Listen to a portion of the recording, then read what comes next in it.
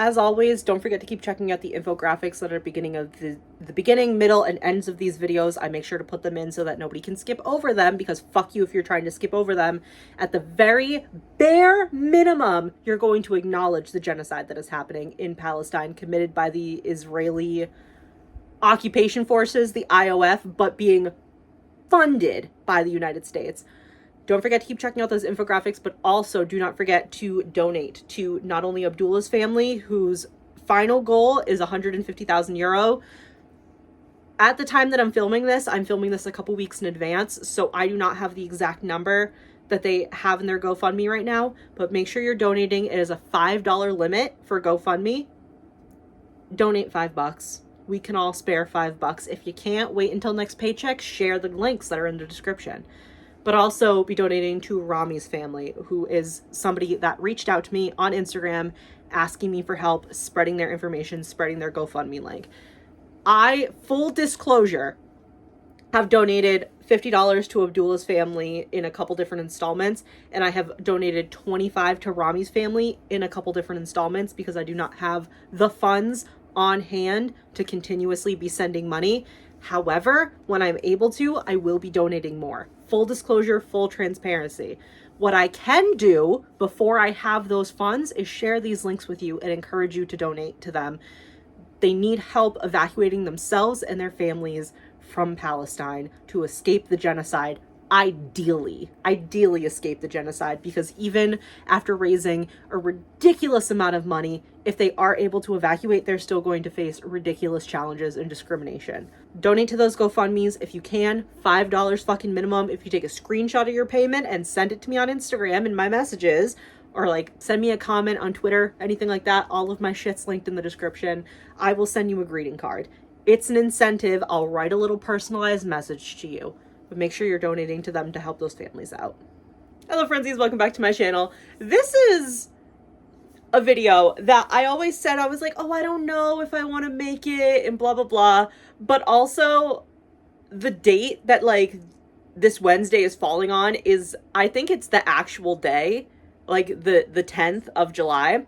It's either the actual day that we had gone or it was within the week that we had gone. So I'm here to talk shit about the France trip that I went on when I was a teenager, because I had a horrible time, even though, and I'm saying this with the full knowledge that I was incredibly privileged to be able to go to France ever in my life. I am not from a tax bracket that is ever going to be able to leave the country ever again.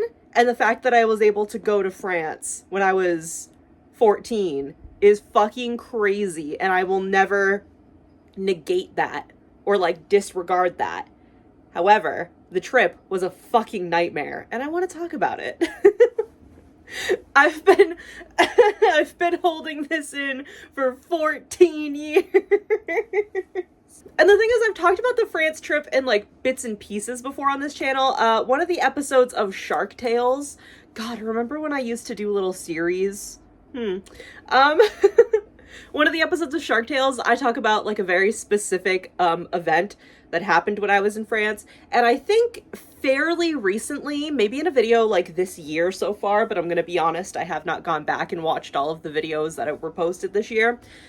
I talked about some elements of it, but let's like talk about it as a whole, because that's just it. As somebody who went when I was 14 and it was like a once in a lifetime opportunity for me, I think the fact that I was 14 when I went had a lot to do with why it was such a bad trip. So it was, the France trip literally started with, this is the first time in like 10-15 years that this is happening. Because my school offered, in my high school, it offered Portuguese, Spanish, Italian, and French as your foreign languages. And there were not a lot of French kids, and apparently there weren't a lot of French kids all of the years prior to me being a freshman. Which, like, sounds weird, but that's what we were told. We were told that, like, not a lot of kids had ever taken French, and I'm pretty sure the teacher I had freshman year, loved her. Madam Bay, if you're out there, babe. Love you, Madam Bay. Big appreciation for Madam Bay, everybody. I guess she hadn't been teaching there very long, so whatever. I was a freshman and, you know, went to school. I think I had her first semester or second semester. I think it was first semester. It was first semester. So then second semester, you know, I had turned 14. It was like summertime. We were leaving school and we were offered like the chance to go on a trip to France. My high school apparently had not done a France trip or any kind of foreign language anything with the French classes in about 10 to 15 years. The kids that took Italian, the kids that took Spanish, the kids that took Portuguese, they always got offered some kind of trip, or it was foreign exchange. So like, let's say one year they didn't go on a trip to Italy, they got foreign exchange students from Italy, and that was like a whole thing. Apparently France and the French kids didn't get that opportunity for a while. So we were the first ones that were offered in like 10 to 15 years. Okay, fair enough. It ended up being 30 kids in total, because I'm not counting the adults, because the adults ended up being Madame Bay, and like a college friend, roommate maybe, I don't remember, that like met us there and like stayed at the same hotel as us and had the same itinerary as us. It was Madame Bay and this lady, and then it was like 4 to 6 moms, but the majority of the kids that went, the majority of the 30 were freshmen. There were 15 freshmen, and then the other 15 kids were split up between like sophomores and seniors. I think there were only 3 seniors. So you know what I mean? There were kids in each of those other grades, but there were 15 freshmen that went, which there were a couple of the older kids that were like so fucking salty about the fact that a bunch of freshmen were going. And it's like, I don't know what to tell you. We signed up and we got our parents to pay for it. Like, I don't know what to say. So that was that. But we also needed apparently like somebody to like help plan and like get tickets ahead of time and book the hotel and like do itineraries and everything, which is like totally fine and understandable. But it was this man, I think his name was McGee, to be quite honest, but we all ended up just calling him like McGoogles because we were so fucking done with him. So this man, I guess, had done like foreign language trips in the past. He had done Portuguese trips, Italy trips. He had done Portugal trips, Italy trips. He had done Spain trips. Like, you know what I mean? Like, I guess he was somebody that like the school trusted. I don't know if he was like a teacher or like a volunteer or what in his past, but this man like probably should have retired and left everything a long time ago. Like, he was old when I was 14. I cannot imagine he's fucking alive now. Gonna be honest with you. That sounds mean, but like, it's true. So his job was to like book us a hotel, get like our, like once we got like the money and everything, because I think it was $1,500, which I feel like that's not a lot, but at the same time, I'm like, if I had $1,500 right now, I could get a lot of things paid. You know what I mean? Especially in, God, how old was I? 2010. I feel like 1,500 was like a decent amount of money in 2010. So he was supposed to do all that. Okay, whatever. So we go, you know, meet up at the school parking lot. It's July. It's like this week that like in real time, because forgot if it's Sunday or like Tuesday. No, it must be Sunday. This Sunday that's coming up this week, is Bastille Day, which is the French Independence Day, you know, whatever. So we went specifically in this time frame because we were there for 10 days. We were there for 10 days, and we went so that we would be in France during Bastille Day so that we could, you know, do stuff in France. So we specifically went to Paris. Okay. We specifically went to Paris. And this is a couple things that I didn't realize until after the fact. Like, this specifically, I didn't know until after the fact. Apparently the hotel we were supposed to stay in was like a little more centralized. Like, I couldn't tell you. We stayed specifically in Paris, and I don't know locations. I don't know anything, you know what I mean? Like, anything like that. But apparently the hotel we were originally like booked in, and it was like on our itinerary, it was on our information for like our parents to see, especially for us younger kids. It was more central to like a lot of tourist things. Again, couldn't tell you where in Paris that was going to be. But we ended up at a completely different hotel, which is, again, this is something like the students didn't know until much later. We ended up at apparently a completely different hotel that was like way the fuck out of the way of like everything, because apparently it was cheaper. It gets worse, okay? So it was kind of way out of the way, and we left our city where like our major airport is. We left our city, I want to say we got on the plane at like 7 or 8 o'clock at night. We had to switch planes in Greenland. I think it was Greenland. What is that called? Layover? I don't know. We had to switch planes in Greenland, and we landed in Paris at about like 2:30, 3 o'clock in the afternoon. And a lot of us had gotten sick on the planes. Me. Apparently I was turning green. Great. A lot of us had gotten sick on the plane. All of us were like exhausted. I like, there was like a bit of kerfuffle at the airport in Paris or wherever it is in France that like gets you into Paris. There was a bit of a kerfuffle. We were all like exhausted, nauseous, and oh, sorry, my zipper on my skirt is like stabbing me in the arm. We were all just like exhausted and tired and nauseous, and we just wanted to like go to the hotel and maybe like rest and like maybe that night like go out for dinner. Apparently that was not in the cards for us. I don't even fucking remember what we did the first day. I genuinely don't even remember. But we we got there and we left. We like put our bags down and left the hotel and went and did something. It was something touristy, but I couldn't tell you what it was because I just genuinely don't remember. And I think all of us were so fucking pissed and like tired that we couldn't like go to the hotel and rest and then go out for dinner later, that we like just completely disregarded it, right?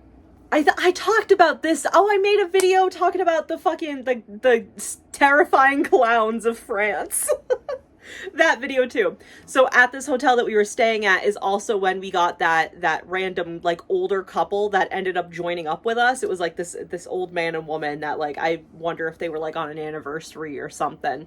But they ended up joining up with us because I think they got to talking to Madame Bay and McGoogles and everything and realized that maybe they were doing a lot of the same tourist stuff as us. So they ended up just like popping on with us.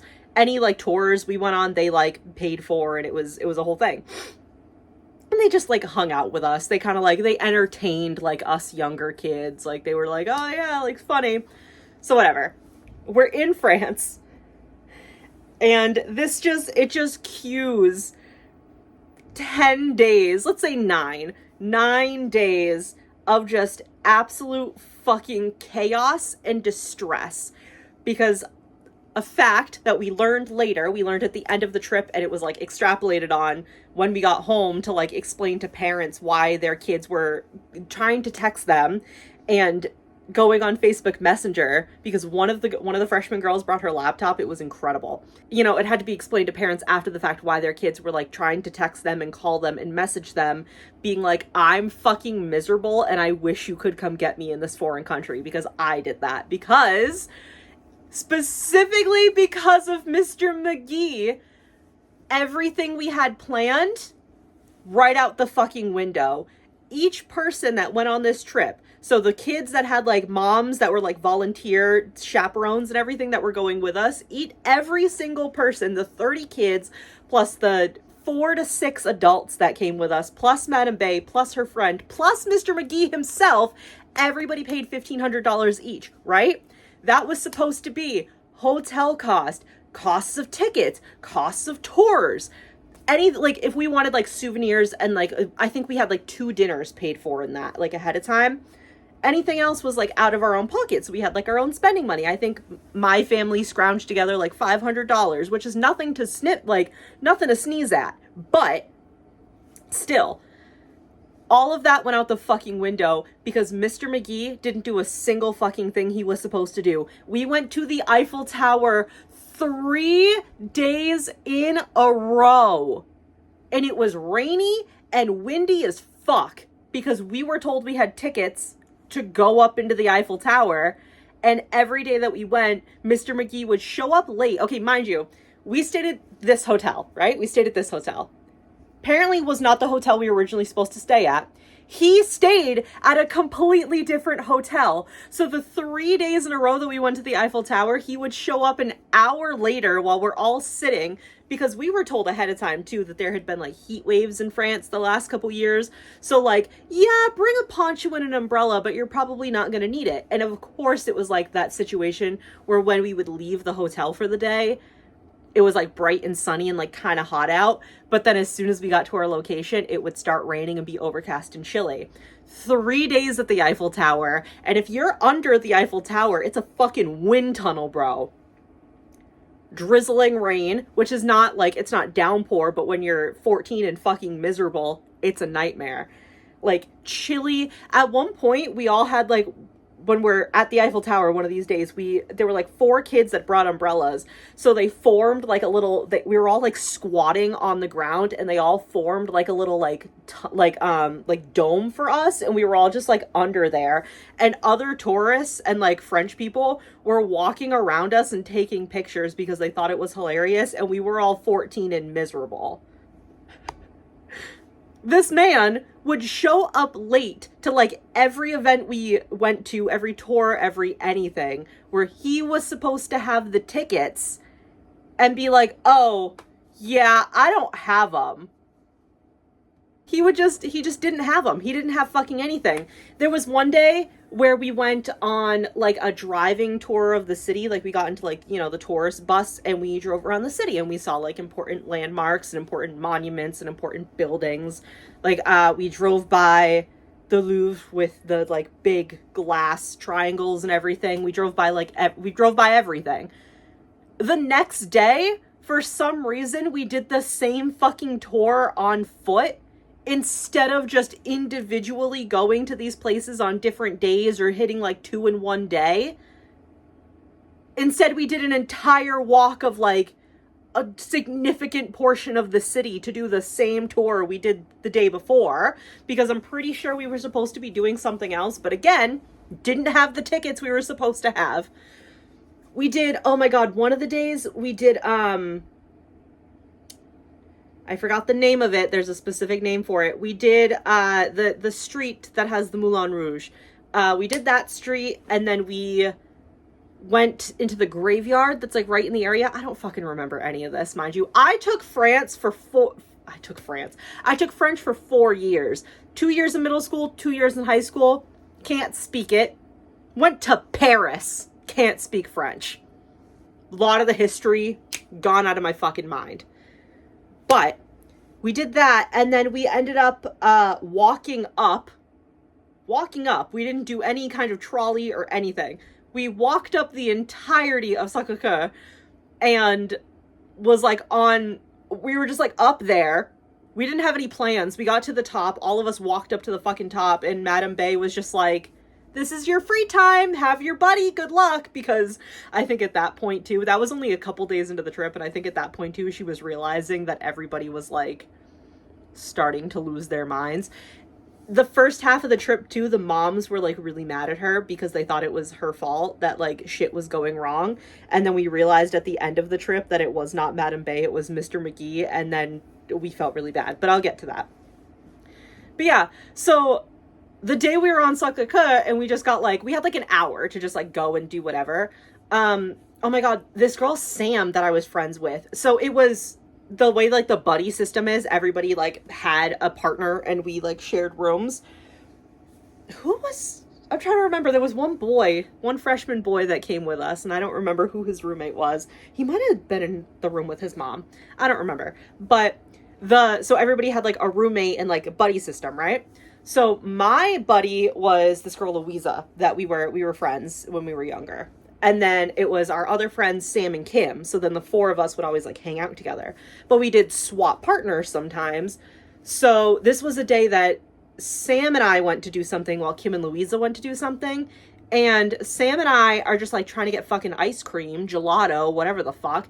And we started being like followed by like this kind of like, he like, from what I can remember, he very much had like, maybe it's just like a European thing. I don't know. He very much like kind of looked like Fabio, but like a little bit thinner.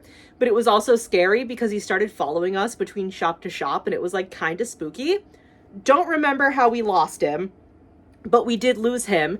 And then this is where I made that Shark Tales video years ago, probably like the beginning of this channel, where I talked about thinking I had a fucking fever dream. Because, okay, mind you, I'm 14 years old and away from home, and this is like the furthest I've ever been away from home, because I had gone to like a state or two over for Nature's Classroom, which I've also talked about on this trip.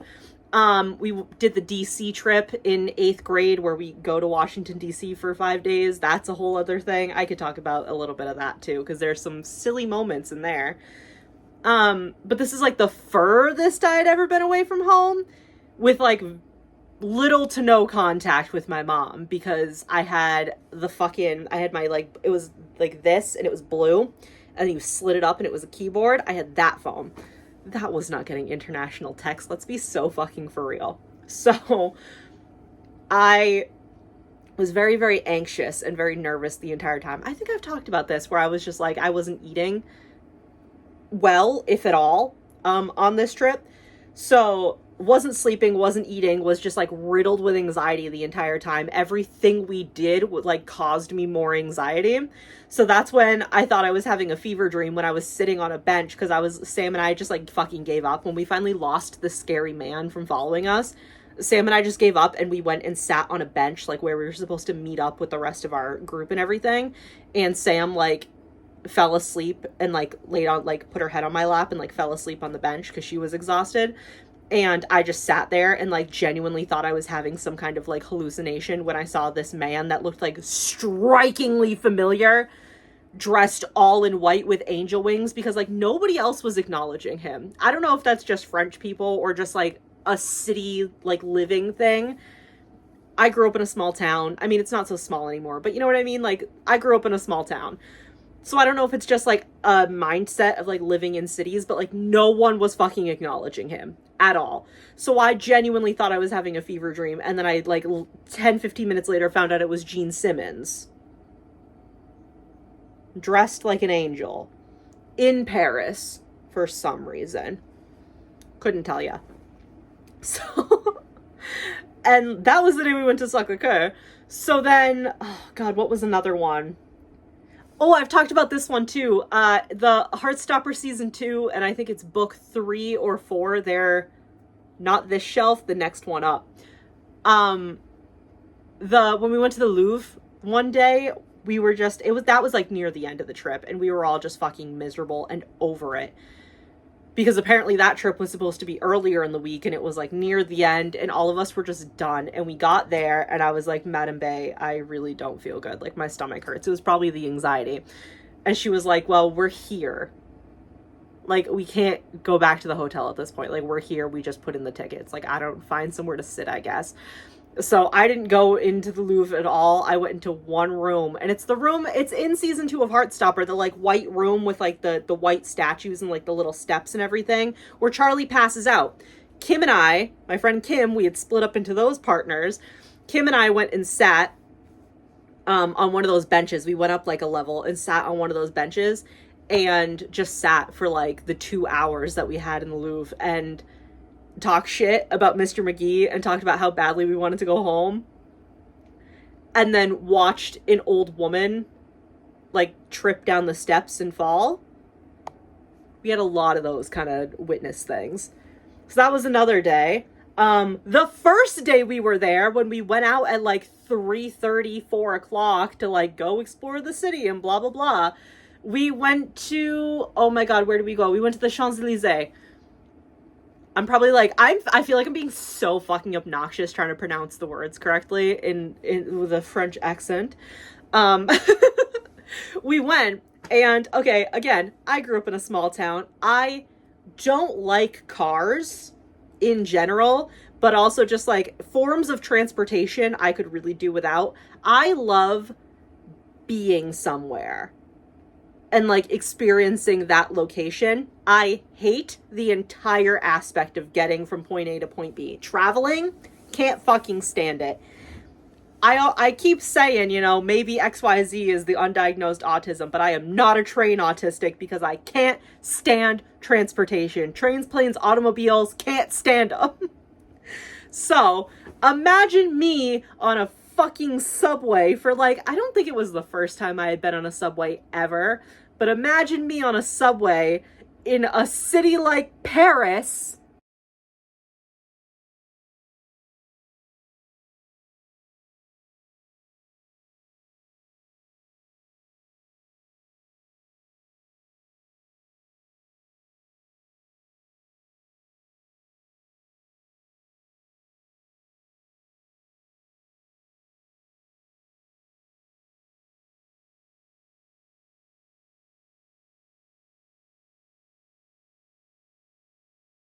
For like the first time when I'm exhausted and tired and nauseous from being on a plane for like 2 days, realistically, with the time change. And we're trying to go to the Champs-Elysees, and we had been on like, we had to take like 2 or 3 trains because I think we messed up at one point from wherever we were staying to like to get to that location. And at one point, we thought the doors were going to open one way, and then we all got all confused because it was a subway cart that opened on both sides. We didn't know that, so we were like, it opens this way, no, it opens this way, and we all got kind of confused. Like as a group we got confused, and then the doors opened and I went to go this way, and turns out the doors behind me had opened and that was the way to go. I almost got fucking stuck on the subway alone because I was the furthest one on this side and was the only one that went that way. I almost got left on a subway in France by myself. Fucking nightmare. So that was the first day. Let alone the day later in the week where we fucking had the scary clowns that almost came to murder us at nighttime in the underground flooded mall. What the fuck? What was another one? Oh, a funny memory I had, because we were like told that like soda was more expensive or whatever. It was more expensive or cheaper. I don't remember. But one night, Sam, I think, bought like, they were like this big, but it was, like a 6-pack of soda or whatever. And Kim, I guess, took some with her. It was the day that we went to Notre Dame? That sounds right. It was that day. But then like that whole area has like a lot of different stuff, and the Shakespeare bookstore place is like right in that area. So, we got to Notre Dame and we, split up how we do. Kim and I went together this time, and we went down one side. We found like a really cute ice cream place, got ice cream, went like around, because like behind, it's like in the same, like, how the streets are kind of like separated into like almost little islands between roads. It's the same like kind of island area as the church. There was like a park. So Kim and I hung out at the park for a while, and then we went back like up on the other side. And at one point I was like, damn, like I'm really thirsty, or like something like that. Or Kim asked me if I was thirsty, and I was like, yeah, like we should stop and like get something. And she goes, no, don't worry about it. And she like opens her little bag on her hip and she goes, I'm packing Coke. And that's something I'll never forget. But then we went to the bookstore, and I went upstairs, and there was like this like cute little reading nook thing, and I went and like climbed inside of it and laid down because it was like quiet up there and there were not a lot of people up there. I went and laid down and like burst into tears because all over the walls and then like on the ceiling of this little reading nook were like notes that people had just written from like all over the place and like pinned, and I thought that was really cool. Trying to think of other funny or like not great things that happened before I get into the really dramatic thing that happened that like genuinely I will remember for the rest of my life. Oh, there was one dinner that we went to. There was one dinner we went to as like a whole group, and Mr. McGee was there, and it's one of the only times he showed up for like an activity that wasn't a prepaid tour, which we all know how that went. But he like joined us one night, and like obviously nobody was happy to see him. And I was sitting at a table with Madame Bay. I remember this. And he was sitting at the same table as us, and he like brought a glass of wine, which like all of us were like, why are you getting wine? Because even the moms weren't like having alcohol or anything while at the dinners, because no, like at the point of all of this, nobody felt comfortable being like even remotely intoxicated, because we all had to be responsible for ourselves. And the moms and Madame Bay were like fighting for their fucking lives because Mr. McGee was not being responsible for us, and he didn't even fucking show up 90% of the time. Like, we were like fighting for our lives, literally. So he ordered like a glass of wine, which everybody was like, okay. Drank all of it, and then got into a fight with the server that he hadn't been brought his wine at all. So then he got a second glass of wine, drank all of that, and then I don't know what the fuck he did, but he like argued with somebody and got it for free. Like, he wasn't charged. Okay. We went to Versailles one day. That was like an entire trip. And like, that's something that I can never, I guess, say negative about, because that's like, I feel like that's a very like once in a lifetime opportunity thing. And Versailles was beautiful. It was gorgeous. So the Hall of Mirrors in Versailles, which if you don't know, it's a giant hallway because it's a palace. It's a giant hallway, and 3 of the 4 walls are mirrored, basically. Absolutely beautiful and stunning because, you know, the ceiling and the floors are gorgeous. And then the other wall is windows. But it's all of us. And Louisa had like a camcorder, like a digital camera kind of camcorder. And, you know, she's busy and she's filming everything, and then she like pans the camera. There wasn't like, you know, other groups of students were there as well. Like, we were not the only students that were like traveling abroad. And there was this one group that it was twin sisters. They had like big blonde curly hair. It's twin sisters, and one of them was in a wheelchair with like her foot in a cast, and it was like propped up. And there was this boy, you know, pushing her wheelchair for her. You know, you could see like the rest of their school. But her twin sister was playing with her crutches. And what her twin sister was doing was she was swinging the crutches like really, really far ahead of her and like kind of like slamming them down. And then when she would slam down, she would like swing her body between them, land on her feet, and like rinse and repeat.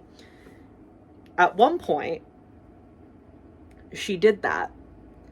And I don't know if like her shoe got caught or what, but like we're all, you know, we're looking around, we're talking to each other, we're being tourists. And at one point she hit the crutches and went to swing, and something happened, and she flipped over and went in this giant old echoey room full of people. That bitch landed hard, like on her ass and her back. And it was so good. The reason why I say it was so good is because, like I said, Louisa was filming, and she panned, like she wasn't planning it. She panned perfectly to watch this girl eat shit. Like right as she turned, this girl slammed into the ground. So it was a whole thing. They had like security, and like I think they called like a medic in or whatever, because then she was like, when we went by again later, she was like on a stool like crying, but she was like being looked at, and I think she was okay. I think like obviously besides being bruised, she was okay. She didn't break her leg like her sister. She wasn't like severely injured. She didn't hit her head. It was just fucking stupid. So I think she was embarrassed as well. But then Louisa was like, oh my God, guys, I caught that on camera. So then there was like 5 of us in like the corner of the Hall of Mirrors, like right before you start entering other rooms, rewinding the camcorder and playing it again and trying so hard not to laugh, because every time we laughed, it was fucking loud. And our teacher, Madam Bay, caught us and she yelled at us, but it was really fucking funny. Okay, now let me get into the day that traumatized me the most about this trip. This was the day that I went home, and it was like, I went home, we went back to the hotel, and after all this happened, it was like 5 a.m. in France, so I don't even know what time it was like home in America, but it was like 5 a.m. in Paris, and I was frantically typing away at my friend's laptop on Facebook Messenger, telling my mom that I really wish she would do just absolutely anything she could to get the money together to come get me, because I really wanted to go home and I felt like I was losing my mind. Okay? So for Bastille Day, French Independence Day, we weren't gonna go like to the Eiffel Tower, but like, you know how it's I mean, I don't know who knows this or has been to France. Like I said, I say everything like I just assume everybody has the same fucking knowledge as me. That's not how the world works, Heather. But it's the Eiffel Tower, and you can go and like, you know, go up and down it, but then there's like a lot of like, you know, lawn area. There's like kind of like a strip in like a couple different directions where it's like, you know, that's the direct line to get there, but it's like lawns and other things. So we were gonna go somewhere where you could like see the Eiffel Tower fairly close, but like still at a distance, to see like the fireworks, like how you would do for like 4th of July in America, which like, ew, I hate doing that anyway. I've never been a big fan of this country. I'm even less of a fan now, but we were like, I hate fireworks. When I was little, I thought they were pretty, but other than thinking that they were pretty, I've always disliked them. There's no reason for them, to be quite honest. It's bad for the environment, and it's bad for the environment, it's bad for animals, it's bad for people. Okay, like some of us have trauma. Let's not. But the plan was that we were all going to go together and we were going to go somewhere to watch the fucking fireworks at the Eiffel Tower, because it's like, oh, once in a lifetime kind of thing, which that I disagree on. I disagree on that once in a lifetime opportunity, because that's just it. If I wanted to see fireworks, I would just have stayed home over the summer instead of going on this fucking trip. And also I could have like looked up a YouTube video. You know what I mean? And there was, oh my God, she was a junior, I think, a sophomore or a junior. There was this one girl who was like super fucking rude the entire trip. I know exactly who it is, and I don't want to drop names, but like if anybody that I went to school with is curious, I will let you know, because I think a lot of you are going to know who she is and you're not going to be surprised. But there was this one girl, she was super fucking rude the entire trip, and she was like, I don't want to go, like I'm not going. So her mom was like one of the chaperones. Her mom stayed behind with like a couple of the older kids as well, and I guess they just like stayed at the hotel. But for the freshmen, don't forget there were like 15 of us, the freshmen were all gonna go, even though I really wanted to stay. Like there were like 5 of us that really wanted to stay at the hotel, but because like everybody else was going, we couldn't keep splitting up the kids, I guess, like that. Like there weren't enough chaperones for us to stay at the hotel and do nothing. We brought books. There was plenty to do. So we ended up going. Subways were packed. It was horrible. I hated every second of it. So we go, whatever. We go and we're watching the fireworks, and we realize like most of the way through that like this isn't special. This isn't unique. It's the same as like a 4th of July kind of thing. Like we're just in France. Like congratulations, I guess. So we split up. And I was specifically in the group I was with the 4 moms that were like in, you know, the 4 moms of freshmen. I was with the 4 moms, all of their kids, and like 2 other kids, right? So that was us. And then Madame Bay, and her like teacher friend, whatever, had the rest of the kids because they didn't want to leave yet. But the moms and everything were like, we're leaving. Like, this is dumb. We're stressed. We're going to go. We thought we left early. We did not. We got stuck in like person to person as tight as you can be, like sardine can, like movement of trying to leave and get on the subways. The one we got off of that we were going to use to get back to the hotel was shut down. Cool. So we had to go to a different one. And this different one was like much further. So we're just in like a crowd of people, like literally like this against each other, like slowly moving through the streets of Paris, trying to get to a subway. And I was like fully having a panic attack, like hyperventilating, couldn't breathe, like having an asthma attack, sobbing, because it was just too much. It was sensory overload. It was a fucking nightmare. And I'll never forget, we were like close to the subway. We could like see it ahead of us. And there was this woman in front of me. She was probably like older, like maybe in her 20s, maybe older than that. But you know what I mean? She was older than me. She turned around and looked at me and offered me her water bottle. And I was going to say, like, I don't remember if it was open, like, cause it was like an fucking Aquafina. You know what I mean? I don't think it was like open or anything, and I don't think I took a sip, but she offered me her water bottle, which that's something I will always remember because it's very sweet and kind, especially if you turn around and see whatever the fuck I looked like at the time. So finally we get on the subway, we get into the subway station, we get underneath, right? Because they put up like fucking like barriers, like they had to like corral us in, which like maybe I'm assuming it's because of like Bastille Day and people going out and everything, but they like corralled us in. So at one point we're at like the barricade like this, and I'm right in the corner trying to like breathe in like night air. The air in France is exactly how everybody makes fun of it. It smells like cigarettes and piss all of the time. I'm sorry. It was 14 years ago and I can still remember it. Awful. But I was trying to get like any fresh air that didn't smell like people. But then we like, you know what I mean? We went into the subway. And I guess there were like 2 different hallways you could go down because they had other ones shut down for some fucking reason. That doesn't make sense. You would think that like on a day where you know shit's gonna get crazy in a tourist city, that they can just continuously shut down subways. Maybe that's something that like I don't understand about cities. Doesn't make sense to me.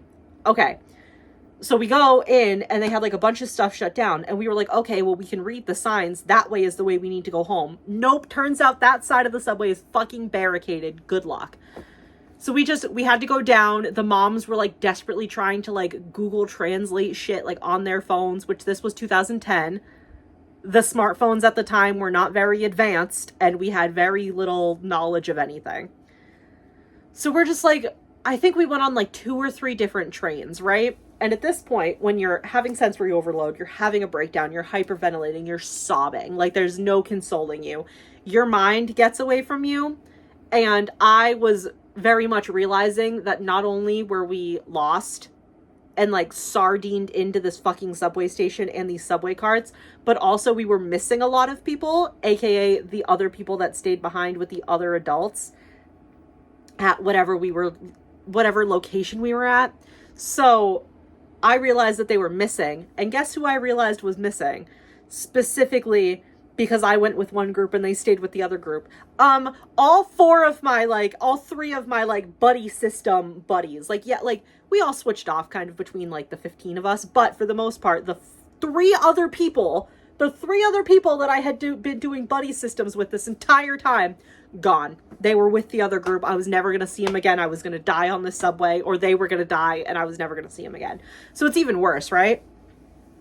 I think we finally got on a subway thing, like on a subway, like a train, to the right location. I think we finally figured it out. And it, like I said, it was to the point where I was just completely inconsolable, that I'm like standing there like crying. And at one point, one of the moms had to like we had to do like a daisy chain. They had to like hook arms with like a couple of us and like their kids as well.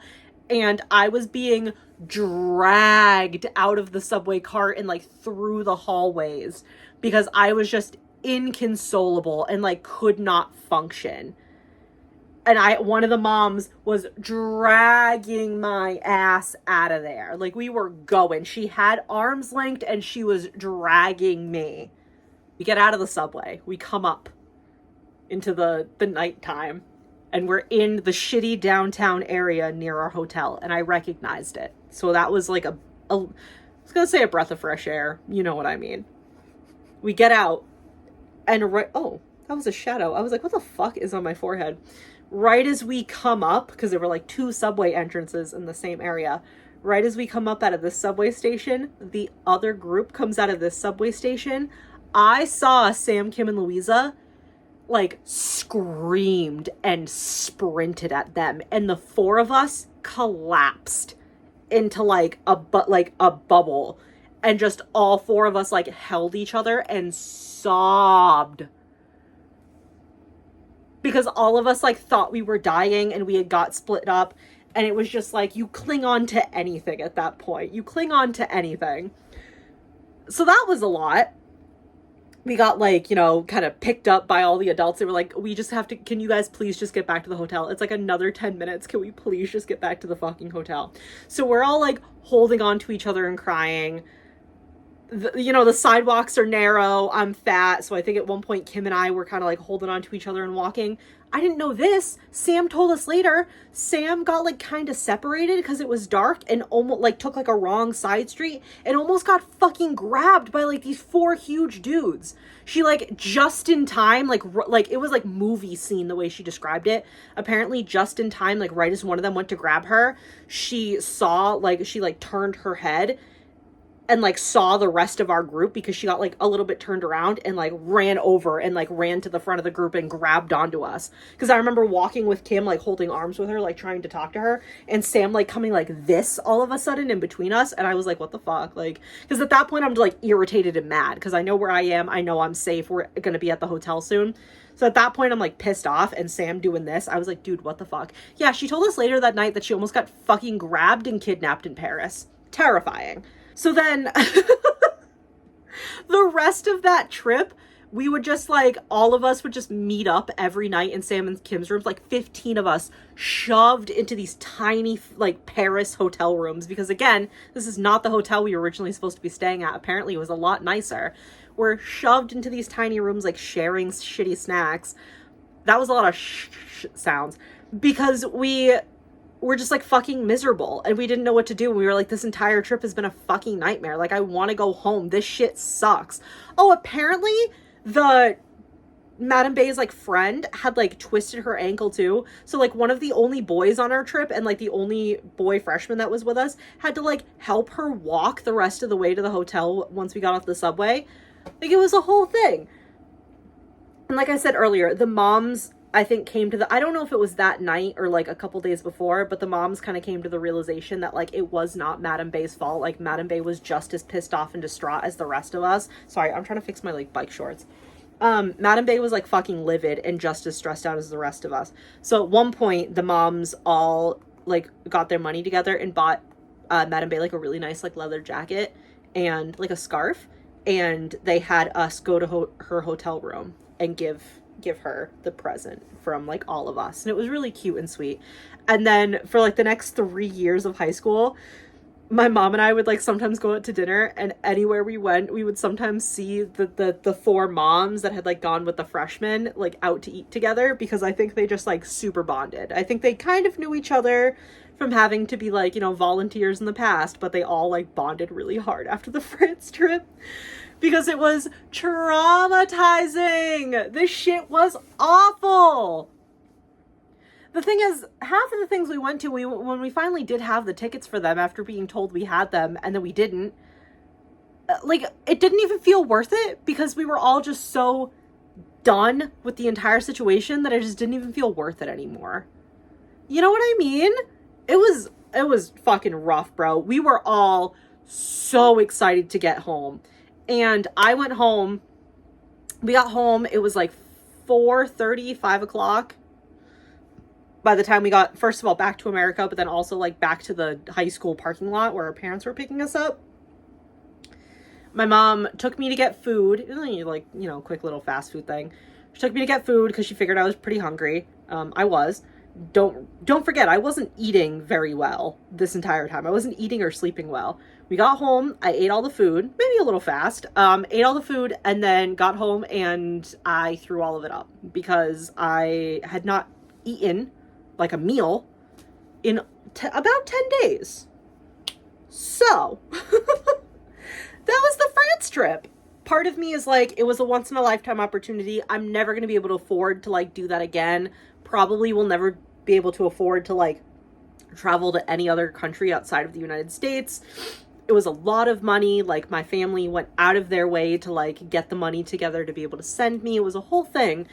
So I don't ever want to be like ungrateful. And I never want to like disregard the privilege of me being able to go to Paris when I was 14 years old.